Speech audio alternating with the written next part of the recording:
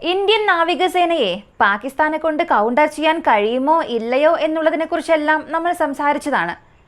എന്നാൽ ഇപ്പോഴുണ്ടായ ഒരു സാഹചര്യം, ഇന്ത്യയുടെ സബ്മറൈൻ ഫ്ലീറ്റ് ഞങ്ങളുടെ തീരദേശ പ്രദേശത്ത് അടുക്കുന്നതിന് മുൻപ് തന്നെ ഞങ്ങളുടെ പക്കലുള്ള ടോർപിഡോ സിസ്റ്റംസിലൂടെ ഞങ്ങളെക്കൊണ്ട് ഇന്ത്യൻ സബ്മറൈൻസിനെ കൗണ്ടർ ചെയ്യാൻ സാധിക്കും.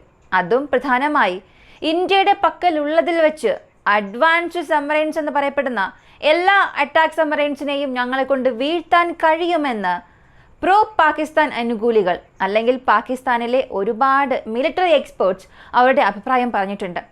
അപ്പോൾ ഇന്ന് നമ്മൾ അറിയാൻ പോകുന്നതും സത്യത്തിൽ പാകിസ്ഥാൻ്റെ സബ്മറൈൻ ഫ്ലീറ്റ് അല്ലെങ്കിൽ പാകിസ്ഥാനിലുള്ള ടോർപിഡോ സിസ്റ്റത്തെ കൊണ്ട് ഇന്ത്യൻ സബ്മറൈൻസിന് എന്ത് ചെയ്യാൻ സാധിക്കും, ഈ ഒരു ത്രെറ്റിനെ ഇന്ത്യ എങ്ങനെ കൗണ്ടർ ചെയ്യും, നമ്മളെ കൊണ്ട് നമ്മുടെ സബ്മറൈൻസ് ഉപയോഗിച്ച് നമുക്ക് എങ്ങനെ പാകിസ്ഥാനെ മുട്ടുകുത്തിക്കാൻ സാധിക്കും, എല്ലാം ഈ വീഡിയോയിലൂടെ വിശദമായി അറിയാം.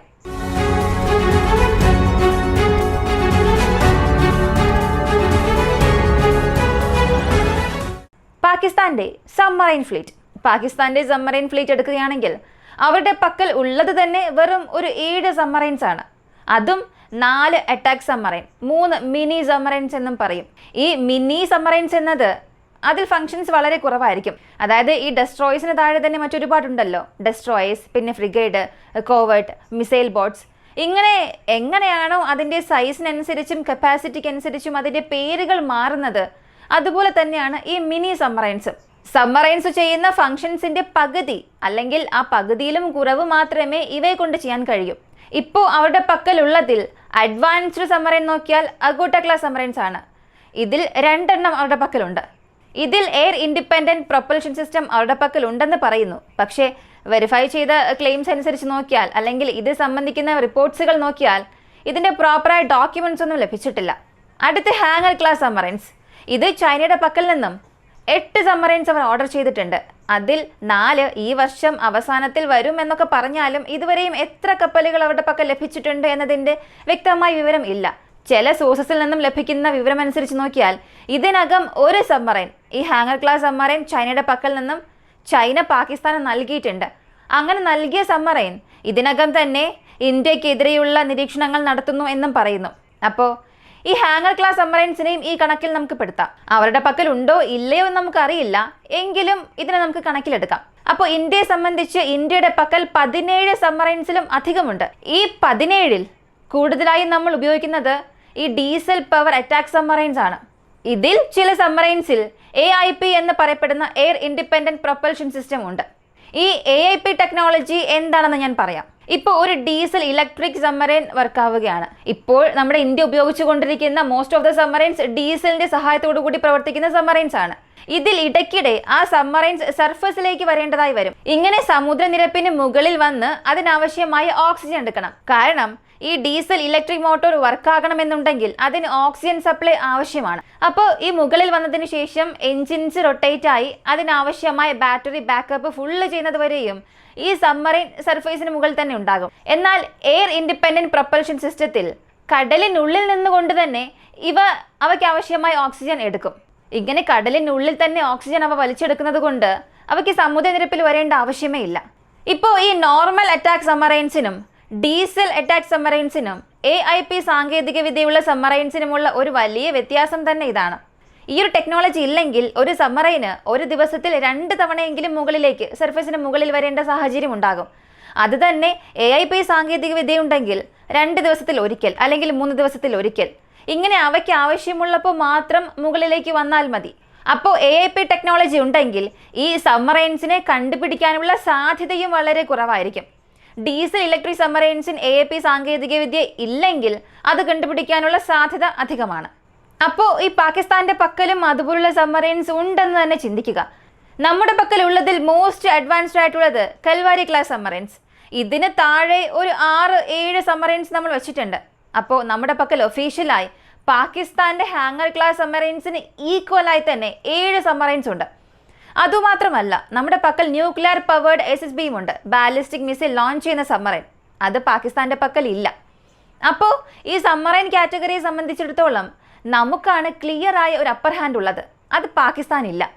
എന്നാൽ ബാറ്റിൽ ഫീൽഡിനെ സംബന്ധിച്ച് നമുക്ക് അങ്ങനെ ഒന്നും തന്നെ തറപ്പിച്ചു പറയാൻ സാധിക്കില്ല. ബാലിസ്റ്റിക് മിസൈൽ സബ്മറൈൻസിനെ പാകിസ്ഥാന് എതിരെ പെട്ടെന്ന് നമുക്ക് അങ്ങനെ ഉപയോഗിക്കാനും സാധിക്കില്ല.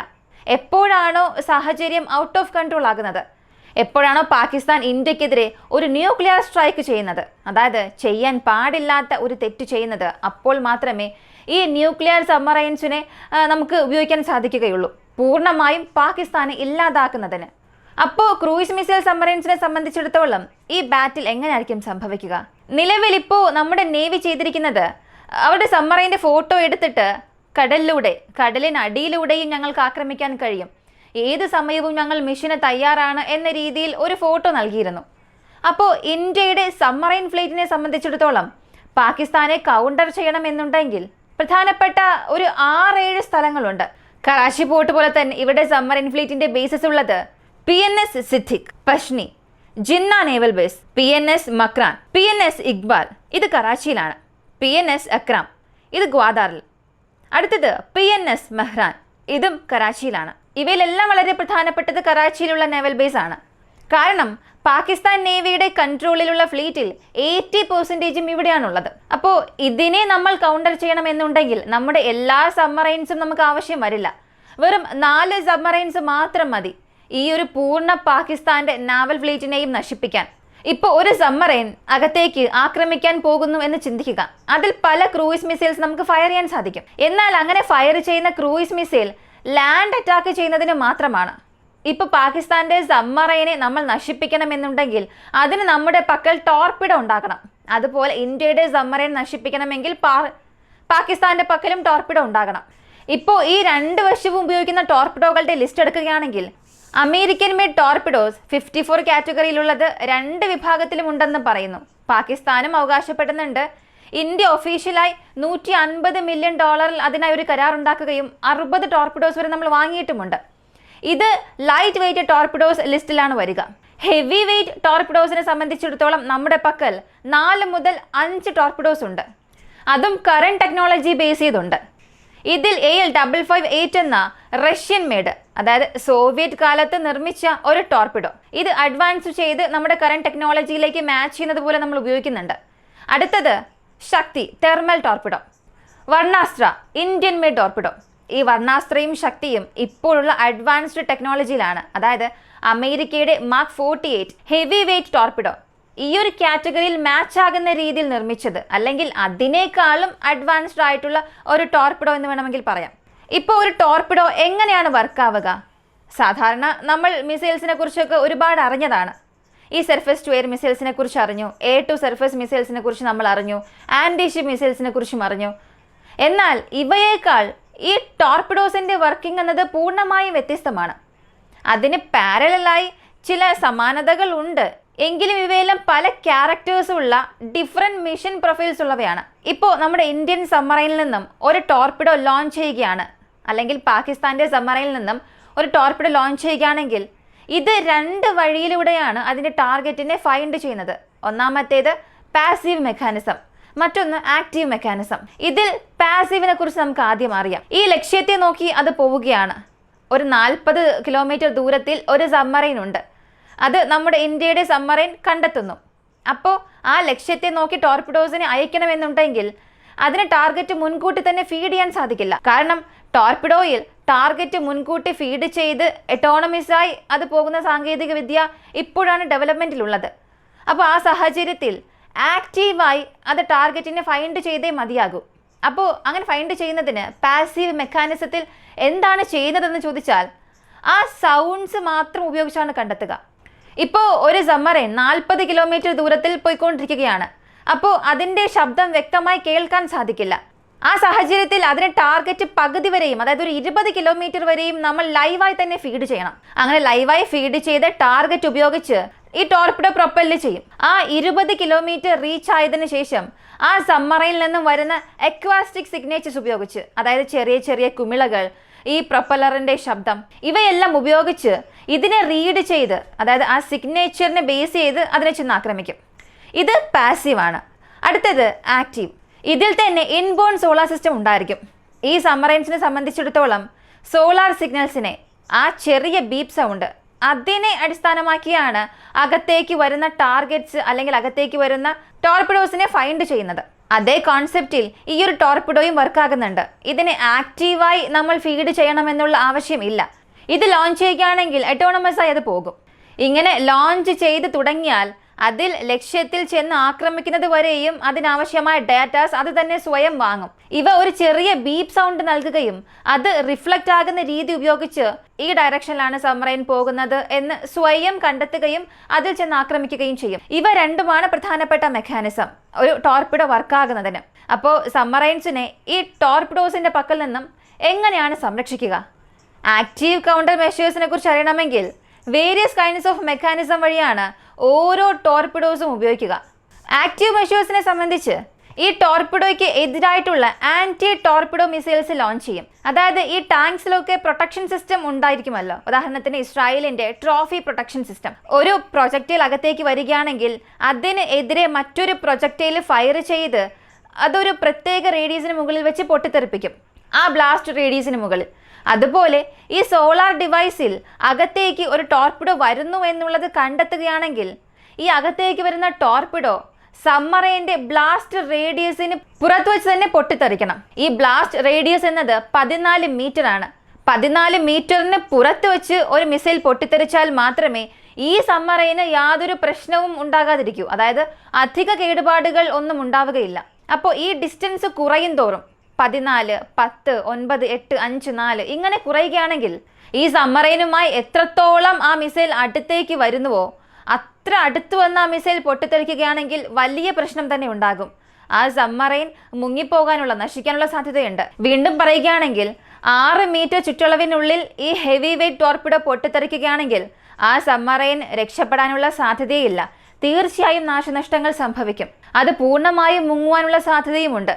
അപ്പോൾ ഈ 12 മീറ്റർ റേഡിയസിന് പുറത്ത് ഈ ടോർപിഡോയെ ഇന്റർസെപ്റ്റ് ചെയ്യണമെങ്കിൽ ഇവർ ഇതുപോലുള്ള ആന്റി ടോർപിഡോ മിസൈൽസ് ഫയർ ചെയ്യും. അങ്ങനെയും ഇന്റർസെപ്റ്റ് ചെയ്യാൻ കഴിയും. അടുത്തുള്ളത് ആക്റ്റീവ് നെറ്റ്സ് ആണ്. ഈ മീൻ പിടിക്കുന്ന വലകൾ പോലെയാണ്. ചില സബ്മറൈൻസിൽ ഇങ്ങനെയുള്ള ഫെസിലിറ്റി ഉണ്ട്. ഈ നെറ്റ് ലോഞ്ച് ചെയ്യുമ്പോൾ ആ ടോർപിഡോ അതിൽ വന്ന് ഇടിച്ച് അവിടെ തന്നെ ഒരു സ്ഫോടനം ഉണ്ടാകും. എന്നാൽ ഈ നെറ്റ് ലോഞ്ച് ചെയ്യുന്നതിന് ഒരു സേഫസ്റ്റ് സോൺ ഉണ്ടായിരിക്കും. ഈ സേഫ് സോണിലേക്ക് വന്ന് ആ നെറ്റ് ലോഞ്ച് ചെയ്താൽ മാത്രമേ ടോർപിഡോ ഇന്റർസെപ്റ്റ് ചെയ്യാൻ സാധിക്കൂ. അടുത്തുള്ളത് ആക്റ്റീവ് സോണാർ ഡീകോയ്സ് ആണ്. നമ്മൾ കപ്പലുകളിൽ ഉപയോഗിക്കുന്ന ആക്റ്റീവ് പ്രൊട്ടക്ഷൻ സിസ്റ്റം അതുപോലൊന്ന്. അതായത് ഞാനല്ല ടാർഗറ്റ്, നിങ്ങൾക്ക് മറ്റൊരു ടാർഗറ്റ് ഉണ്ടെന്ന് പറഞ്ഞ് അതിനെ കുഴപ്പിക്കുന്ന ഒരു രീതി. ഈ സബ്മറൈൻസ് സോണാർ സിഗ്നൽസ് എമിറ്റ് ചെയ്യുന്നത് പോലെ മറ്റൊരു ഡീകോയ് മിസൈൽ ലോഞ്ച് ചെയ്യും. അത് കടലിനുള്ളിൽ പോവുകയും അകത്തേക്ക് വരുന്ന മിസൈലിനെ തന്നിലേക്ക് ആകർഷിക്കും. ഞാനാണ് സബ്മറൈൻ, ഇവിടെ ഞാനാണ് നിങ്ങളുടെ ടാർഗറ്റ് എന്നതിനെ വിശ്വസിപ്പിക്കും. എന്നിട്ട് അതിനെ പൊട്ടിത്തെറിപ്പിക്കും. 4ാമത് ഇലക്ട്രോണിക് കൗണ്ടർ മെഷർ. അതിലേക്ക് പോകുന്ന സിഗ്നൽസിനെ ജാം ചെയ്ത് അല്ലെങ്കിൽ മൾട്ടിപ്പിൾ സിഗ്നൽസ് ഓവർലാപ്പ് ചെയ്ത് അയക്കുമ്പോൾ അതിനാവശ്യമായ ഫീഡിംഗ് സിസ്റ്റംസിലും ചില പ്രശ്നങ്ങൾ ഉണ്ടാകും.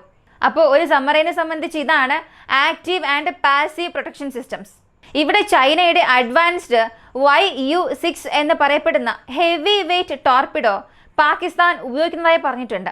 നേരെ തിരിച്ച് നമ്മുടെ പക്കൽ ഈ ശക്തിയും വർണ്ണാസ്ത്ര എന്ന 2 ടോർപിഡോസ് ഉണ്ട്.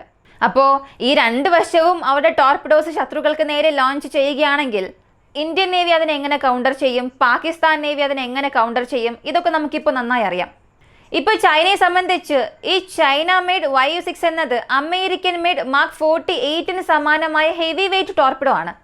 ഇത് തമാശയ്ക്ക് പറയുന്നതല്ല. സത്യത്തിൽ ഇന്ത്യൻ സബ്മറൈൻസിന് ഒരു വലിയ വെല്ലുവിളിയാകാൻ പോകുന്നത് ഇതായിരിക്കും. ഒരുപക്ഷെ ഭാവിയിൽ 8 സബ്മറൈൻസും പാകിസ്ഥാന്റെ ഫ്ലീറ്റിലേക്ക് വരികയാണെങ്കിൽ വളരെ ഡെഡ്ലിയസ്റ്റ് ക്ലാഷ് നമുക്ക് തരുന്നത് ഈ ഒരു സബ്മറൈൻ ബേസ്ഡ് ടോർപിഡോ ആയിരിക്കും. എന്നാൽ ഈ ഒരു സിസ്റ്റത്തിലുള്ള ഒരു വലിയ പ്രശ്നം എന്താണെന്ന് അറിയണ്ടേ? ഇതിന്റെ കിൽ റേഷ്യോ വളരെ വളരെ കുറവാണ്. ഇതിനെക്കുറിച്ചുള്ള പഠനങ്ങൾ നടത്തിയ എക്സ്പേർട്സ് എല്ലാം പറയുന്നത് ഒരേ ഒരു കാര്യമാണ്. പൊതുവെ ഒരു ടോർപിഡോ ഒരു ടാർഗറ്റിനെ നോക്കി പോവുകയാണെങ്കിൽ അത് കൂടുതലായും മെനുവർ ചെയ്യുന്ന കപ്പാസിറ്റി പ്രധാനമാണ്. അതുമാത്രമല്ല, ഇത് അതിൻ്റെ ടാർഗറ്റിന് തൊട്ടടുത്തേക്ക് പോകുമ്പോൾ, അതായത് ഇത് ഹൈ സ്പീഡിലായിരിക്കും ട്രാവൽ ചെയ്യുക. ഒരു സബ്മറൈൻ 40 കിലോമീറ്റർ അല്ലെങ്കിൽ 50 കിലോമീറ്റർ വേഗതയിൽ പോവുകയാണെങ്കിൽ ഈ ടോർപിഡോ അതിനേക്കാൾ കൂടുതൽ വേഗതയിൽ ആ ടാർഗറ്റിൽ ചെന്ന് റീച്ച് ചെയ്യും. കാരണം അതിൻ്റെ ഫൈനൽ സ്റ്റേജസിൽ ആ സബ്മറൈനെ റീച്ച് ചെയ്യുന്നതിന് 1 കിലോമീറ്റർ അല്ലെങ്കിൽ 2 കിലോമീറ്റർ ഉള്ളപ്പോൾ അതിൻ്റെ വേഗത കുറയ്ക്കണം. അതിൻ്റെ വേഗത കുറച്ചാൽ മാത്രമേ കൃത്യം അതിൻ്റെ ടാർഗറ്റ് എവിടെയുണ്ടെന്ന് കണ്ടെത്താൻ സാധിക്കൂ. കാരണം കടലിനെ സംബന്ധിച്ച് അവിടെ സബ്മറൈൻ പോലുള്ള ആ ഒരു ഘടനയുള്ള ഒരുപാട് ജീവികളുണ്ട്, തിമിംഗലമൊക്കെ ഉണ്ട്. ഇവയെല്ലാം അവിടെ ചെറിയ ചെറിയ മിമിക്സ് ഉണ്ടാക്കും. അപ്പോൾ ആ സാഹചര്യത്തിൽ ഈ 2 കിലോമീറ്റർ ദൂരം എത്തുമ്പോൾ തന്നെ അതിപ്പോ ഇന്ന ടോർപിഡോ എന്ന് പറയുന്നില്ല. ലോകത്തിലെ എല്ലാ ടോർപിഡോസ്, അഡ്വാൻസ്ഡ് ആയിട്ടുള്ള എല്ലാ ടോർപിഡോസും ഒരു ചെറിയ ഗ്യാപ്പ് എടുക്കണം. അങ്ങനെ ഉണ്ടാകുന്ന ആ ഒരു ഗ്യാപ്പിൽ അതിൻ്റെ വേഗത കുറയ്ക്കുകയും അതിൻ്റെ ടാർഗറ്റിനെ ഐഡന്റിഫൈ ചെയ്തിട്ട് അതിനെ ഫൈനലൈസ് ചെയ്തിട്ട് പിന്നീട് തൻ്റെ വേഗത കൂട്ടണം. ഇതിനെടുക്കുന്ന സമയം എത്രയാണെന്ന് ചോദിച്ചാൽ ഒരു 18 മുതൽ 24 സെക്കൻഡാണ്, ഏകദേശം ഒരു അര മിനിറ്റ്. ചില സാഹചര്യങ്ങളിൽ സമയം ഒരല്പം വർദ്ധിച്ചു എന്നുമിരിക്കാം. എന്നാൽ ചൈനയുടെ എഞ്ചിനീയേഴ്സ് ചെയ്യുന്നത് ഈ ഇനിഷ്യൽ സ്റ്റേജിൽ ഉണ്ടാകുന്ന ഈ ഒരു ലാഗ് അവർ പൂർണ്ണമായും അവോയ്ഡ് ചെയ്യുന്നു. അവരുടെ വാദം എന്താണെന്ന് ചോദിച്ചാൽ, ഞങ്ങളുടെ മിസൈലിനെ കൊണ്ട് ഹൈ സ്പീഡിൽ ട്രാവൽ ചെയ്താൽ പോലും ഈ വ്യത്യാസങ്ങളെല്ലാം തന്നെ കണ്ടെത്തി ടാർഗറ്റിനെ ചെന്ന് നശിപ്പിക്കാൻ സാധിക്കുമെന്നാണ്. അതുകൊണ്ട് ഞങ്ങൾക്ക് ഇങ്ങനെയുള്ള ടൈം ഗ്യാപ്പിന്റെ യാതൊരു ആവശ്യവും ഇല്ല എന്നും പറഞ്ഞ് അവർ ഇതിനെ മുഴുവനായും ഇഗ്നോർ ചെയ്തു. ഇത് ഈ മിസൈലിന് എങ്ങനെയുള്ള പ്രശ്നം ഉണ്ടാക്കുമെന്ന് അറിയണ്ടേ? അത് സ്പീഡ് കുറയ്ക്കാതെ ആ ഒരു സ്പീഡിൽ മാത്രം കോൺസെൻട്രേറ്റ് ചെയ്യുന്നത് കൊണ്ട് ആക്റ്റീവ് കൗണ്ടർ മെഷേഴ്സിനെ കണ്ടെത്താൻ സാധിക്കില്ല. ഇപ്പം നമ്മുടെ ഇന്ത്യയുടെ സബ്മറൈൻ ഒരു ഡീകോയ് അവിടെ ലോഞ്ച് ചെയ്യുകയാണ്. എന്നാൽ ഈ ഡീകോയെ പാകിസ്ഥാന്റെ മിസൈൽസിനെ കൊണ്ട് കണ്ടെത്താൻ സാധിക്കില്ല. അതായത് ചൈന മെയ്ഡ് പാകിസ്ഥാൻ ഉപയോഗിക്കുന്ന മിസൈലിനെ കൊണ്ട് കണ്ടെത്താനുള്ള സാധ്യത വളരെ കുറവാണ്. അതും അവരുടെ പക്കൽ സബ്മറൈൻസിന്റെ എണ്ണവും കുറവാണ്. അപ്പോൾ ഈ ഫയർ ചെയ്യുന്ന മിസൈൽസിന്റെ പക്കൽ നിന്നും നമ്മുടെ ഇന്ത്യൻ കപ്പലുകൾ രക്ഷപ്പെടാനുള്ള സാധ്യത വളരെ വളരെ കൂടുതലാണ്. ഇത് പാകിസ്ഥാന്റെ മിസൈൽസിനെ സംബന്ധിച്ച് അവർക്ക് തന്നെ ഒരു ബാക്ക് ഫയർ ആകും. എന്നാൽ നമ്മുടെ വർണ്ണാസ്ത്ര എന്ന ഈ ഒരു മിസൈൽ ഈ ഒരു മെക്കാനിസത്തിൽ ഉള്ളതല്ല. അത് ഇനിഷ്യൽ സ്റ്റേജസിൽ നിന്ന് ഫൈനൽ സ്റ്റേജസ് റീച്ച് ചെയ്യുമ്പോൾ പൂർണ്ണമായും അതിൻ്റെ ടാർഗറ്റിനെ ഫൈൻഡ് ചെയ്ത് ഡിഫറൻഷിയേറ്റ് ചെയ്ത് ടാർഗറ്റ് ലോക്ക് ചെയ്തതിന് ശേഷം അതിൻ്റെ സ്പീഡ് വീണ്ടും ഒരു 10 കിലോമീറ്റർ വരെയും വർദ്ധിപ്പിക്കും. കൂടാതെ നമ്മുടെ ടോർപിഡോസിനും ഈ ചൈനയുടെ ടോർപിഡോസിനുമുള്ള ഒരു പ്രധാനപ്പെട്ട വ്യത്യാസം, നമ്മൾ അയക്കുന്ന ടോർപിഡോയുടെ റേഞ്ച് 45 കിലോമീറ്ററിലും അധികമാണ്. എന്നാൽ ചൈന മെയ്ഡ് ടോർപിഡോയുടെ റേഞ്ച് എന്നത് വെറും 40 കിലോമീറ്റർ മാത്രമാണ്. ഒരു 5 കിലോമീറ്റർ നമുക്കൊരു വലിയ അഡ്വാൻറ്റേജ് തന്നെയുണ്ട്. കൂടാതെ നമ്മുടെ പക്കൽ ശക്തി എന്ന തെർമൽ ടോർപിഡോ ഉണ്ട്. സാധാരണ ടോർപിഡോസ് എല്ലാം വർക്കാകുന്നത് അകത്തുള്ള ഇലക്ട്രിക് മോട്ടോഴ്സ് വഴിയാണ്. എന്നാൽ ഈ ശക്തി എന്ന തെർമൽ ടോർപിഡോ അകത്തെ കെമിക്കൽസ് എല്ലാം ബേൺ ചെയ്ത് അതിൻ്റെ മോട്ടോഴ്സ് അത് തന്നെ ഉപയോഗിക്കും. ഇന്ത്യയുടെ പക്കലുള്ള ഒരേയൊരു തെർമോബാരിക് ടോർപിഡോ ഇത് മാത്രമാണ്. നമ്മൾ അവസാനമായി ഈ വർണ്ണാസ്ത്ര മിസൈൽ 2023 നമ്മുടെ സേനയിൽ ചേർക്കാനുള്ള ശ്രമങ്ങൾ എടുത്തു. അതിനു മുൻപ് നമ്മൾ ലൈവായി ഇത് ഫയർ ടെസ്റ്റ് ചെയ്തപ്പോൾ ഒരു ടാർഗറ്റിനെതിരെ 2 വർണ്ണാസ്ത്ര ഫയർ ചെയ്തു. ഒരു സബ്മറൈനെതിരെ 2 വർണ്ണാസ്ത്ര ഫയർ ചെയ്താൽ ആ ഒരു കപ്പലിനെ കൊണ്ട് പിന്നെ രക്ഷപ്പെടാനേ കഴിയില്ല എന്നൊരു സാഹചര്യം നമ്മൾ മനസ്സിലാക്കിയതിന് ശേഷമാണ് ഇത് നമ്മുടെ സൈന്യത്തിൽ ചേർത്തത്. അപ്പോൾ ഇതിനകം പാകിസ്ഥാന്റെ പക്കൽ ഹാങ്ങർ ക്ലാസ് സബ്മറൈൻസുമായി ചേർത്ത് ഒരു 8 സബ്മറൈൻസ് ഉണ്ട്. ഈ 8 സബ്മറൈൻസിനെ നശിപ്പിക്കാൻ നമ്മൾ 4 കപ്പലുകളിലായി ഓരോ കപ്പലിലും 2-3 ടോർപിഡോ വെച്ച് എടുത്തുകൊണ്ട് പോയാൽ മാത്രം മതി. മുഴുവൻ പാകിസ്ഥാന്റെ സബ്മറൈൻസ് ഫ്ലീറ്റിനെയും നമ്മെ കൊണ്ട് ഇല്ലാതാക്കാൻ സാധിക്കും. ഇതിൽ നമുക്ക് കൂടുതലായുള്ള ഒരു നേട്ടം, ഈ ടോർപിഡോസ് എല്ലാം നമ്മെക്കൊണ്ട് സബ്മറൈൻ വാർഫെയറിൽ മാത്രമല്ല, ഇതിനെ സർഫർ ഷിപ്സിനെതിരെയും ഉപയോഗിക്കാൻ സാധിക്കും. ഞാനീ പറയുന്നതെല്ലാം ഹെവി വെയ്റ്റ് ടോർപിഡോസിനെ കുറിച്ചാണ്. എന്നാൽ നമ്മുടെ ഇന്ത്യയുടെ പക്കൽ ലൈറ്റ് വെയ്റ്റ് ടോർപിഡോസും ഉണ്ട്. P8 നിന്നും ലോഞ്ച് ചെയ്യാം, അറ്റാക്ക് ഹെലികോപ്റ്റേഴ്സിൽ നിന്നും ലോഞ്ച് ചെയ്യുന്ന രീതിയിൽ ഇവയെല്ലാം ഉണ്ട്. എന്നാൽ അവയ്ക്കെല്ലാം റേഞ്ച് വളരെ കുറവാണ്, വേഗതയും കുറവാണ്. ആൻറ്റി സബ്മറൈൻസ് വാർഫെയറിനെതിരെ ഹെവി ടോർപിഡോസ് പോലെ ലൈറ്റ് വെയ്റ്റ് ടോർപിഡോസിനെ കൊണ്ട് എഫിഷ്യൻ്റായി പ്രവർത്തിക്കാൻ സാധിക്കില്ല. കാരണം ഇപ്പോഴുള്ള എല്ലാ സബ്മറൈൻസും അതിൻ്റെ കൗണ്ടർ മെഷേഴ്സ് അധികമാക്കിയിട്ടുണ്ട്. അപ്പോൾ ഈ സബ്മറൈൻ കാറ്റഗറി, അതിലുപയോഗിക്കുന്ന ടോർപിഡോ കാറ്റഗറീസിനെ സംബന്ധിച്ച് ചൈനയുടെ അഡ്വാൻസ്ഡ് മിസൈൽസ് പാകിസ്ഥാന്റെ പക്കലുണ്ട്. എന്നാൽ അതിൽ കപ്പലുകളുടെ എണ്ണം കുറവായതുകൊണ്ട് തന്നെ നമ്മുടെ പക്കൽ വളരെ വ്യക്തമായൊരു നേട്ടം തന്നെയുണ്ട്. അതുപോലെ തന്നെ നമ്മുടെ പക്കൽ ഹോം ഗ്രൗണ്ട് മിസൈൽസും ഉണ്ട്. എന്നാൽ അവരുടെ കപ്പലുകളുടെ എണ്ണം കുറവായതുകൊണ്ട് നമുക്ക് അത് ഒരു നല്ല നേട്ടമാണ്. അതുപോലെ തന്നെ നമ്മുടെ പക്കൽ ഹോം ഗ്രൗണ്ട് മിസൈൽസും ഉണ്ട്. ഇത് ആ മിസൈലിനേക്കാൾ റേഞ്ചും കൂടുതലാണ്. കൂടാതെ ആൻറ്റി കൗണ്ടർ മെഷേഴ്സിനെതിരെയും ഇതിനെ കൊണ്ട് പ്രവർത്തിക്കാൻ സാധിക്കും. അപ്പോൾ പാകിസ്ഥാൻ നേവിക്കെതിരെ നമ്മുടെ വർണ്ണാസ്ത്ര അയക്കുകയാണെങ്കിൽ പാകിസ്ഥാന്റെ പക്കലുള്ള ഒറ്റ അന്തർവാഹിനി പോലും രക്ഷപ്പെടില്ല. ഈ ഒരു വീഡിയോയെ കുറിച്ചുള്ള നിങ്ങളുടെ അഭിപ്രായം കമന്റിൽ പറയുക. കൂടുതൽ അപ്ഡേറ്റ്സ് അറിയാനായി വോയിസ് ഓഫ് വിക്കി എന്ന നമ്മുടെ ചാനൽ സബ്സ്ക്രൈബ് ചെയ്യുക. മറ്റൊരു വീഡിയോയുമായി വീണ്ടും കാണാം.